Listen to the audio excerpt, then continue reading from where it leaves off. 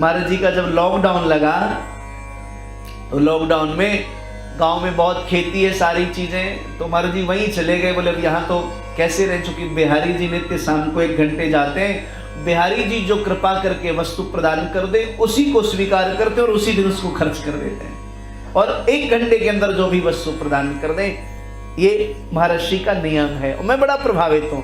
आप समझ रहे होंगे हमारे यहाँ ब्रज की एक रीति है, बोले टूक मिले रसिकों के सदा, पीवन को यमुना जल पानी, और उनकी परवाह नहीं अपनी ठकुरानी शीलाधिकारानी।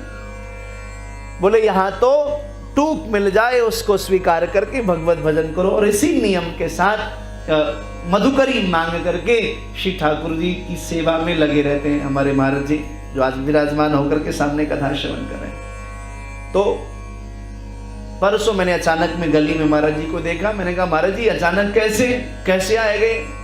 रोहतक का महर्षि का शरीर है, हरियाणा रोहतक में महाराज जी। बोले कैसे आए गए?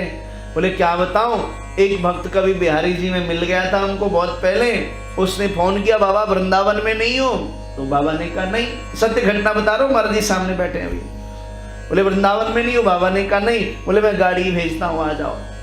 अब आप सोचिए, उन्होंने गाड़ी भेज दी ना, बाबा यहां पर आ गए वृंदावन। कैसी कैसी लीला होती है। जब जीवन में कृष्ण आ जाए तो आनंद यूं ही बरस जाता है। अगर ठाकुर जी आपके हृदय में हैं तो वो आनंद देने के लिए कहीं से भी खींच के आपको अपने शरण में वो बुला ही लेते हैं। तो वो परमात्मा सच्चिदानंद स्वरूप हैं, वो अविनाशी, सत माने अविनाशी, चित माने प्रकाश, आनंद स्वरूप हैं, सच्चिदानंद रूपाय। कार्य क्या है? बोले वो जगत की उत्पत्ति, विनाश और स्थिति के हेतु हैं। जगत के उत्पत्ति, विनाश और स्थिति के हेतु हैं, तथा आध्यात्मिक, आधिदैविक और आधिभौतिक, इन तीनों प्रकारों के तापों को वो विनष्ट करने वाले हैं। 3 प्रकार के ताप होते हैं, आध्यात्मिक ताप, आधिदैविक ताप और आधिभौतिक ताप। 3 प्रकार के ताप। साधारण भाषा में कहें तो तुलसी बाबा कहते हैं दैहिक दैविक भौतिक तापा, राम राज्य का हो व्यापा।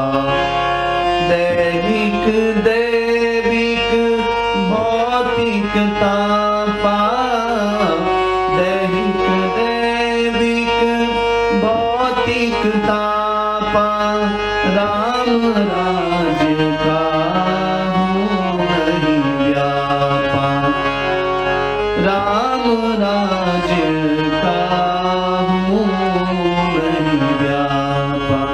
दैहिक दैविक भौतिक तीनों प्रकार के तापों को विनष्ट करने की क्षमता जिसके अंदर है। मैंने पूछा आप कथा क्यों नहीं श्रवण करते? उर्मिला मैया ने पटना में आपको नहीं कहा क्या? कुसुम मैया ने आपको समस्तीपुर में नहीं कहा? क्यों नहीं श्रवण करते हो? बोले महाराज जी क्या करें, सुबह जगेंगे, स्नान करेंगे तो बुखार आ जाएगा, बीमार हो जाएंगे, घुटने से बैठ नहीं पाते, समस्या बहुत सारी है। ए भैया एक बार तपस्या करके तो देखो, आपके इन सारे आदि व्याधियों को श्री ठाकुर जी नष्ट न कर दे तो कहना। आपके मन में बस यह भय है, एक बार ब्रह्म मुहूर्त में जगो और श्री ठाकुर जी की कथा तो श्रवण करो, माला जप करते हुए, द्वादशाक्षर करते हुए, देखो कितना आनंद हो है। बोले तीनों प्रकार के तापों को वो हर लेता है। और श्री बाबा तुलसीदास जी तो सुंदरकांड में यहां तक कहते हैं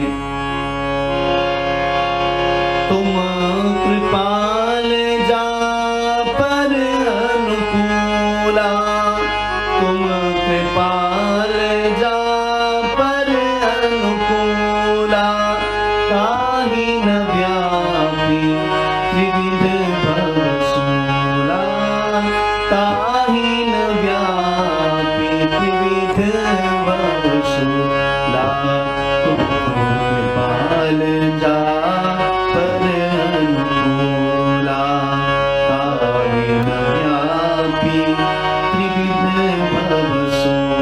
सरकार।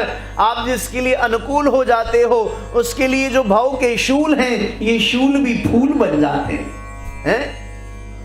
तो ऐसे श्री कृष्ण को हम सभी प्रणाम करते हैं। श्री कृष्णाय वयं नमः।